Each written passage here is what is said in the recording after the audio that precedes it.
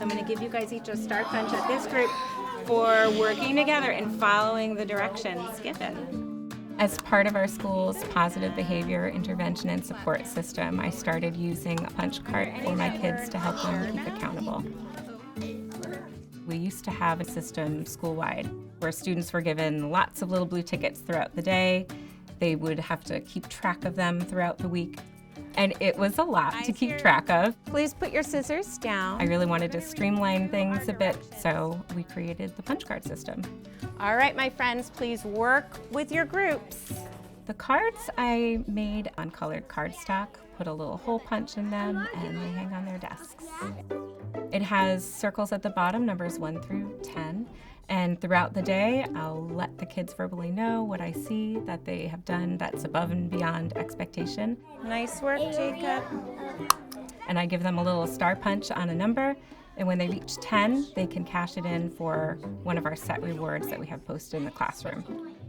Some of the favorites are Stuffed Animal Day. They get to bring a stuffed animal to school. We have Winslow the donkey from a story that we read, and they can have that for the day. Are you enjoying your day with Winslow? Is he learning a lot from your group work today? Slippers for the day, Lego time, drawing time, homework pass, day in the mindful corner.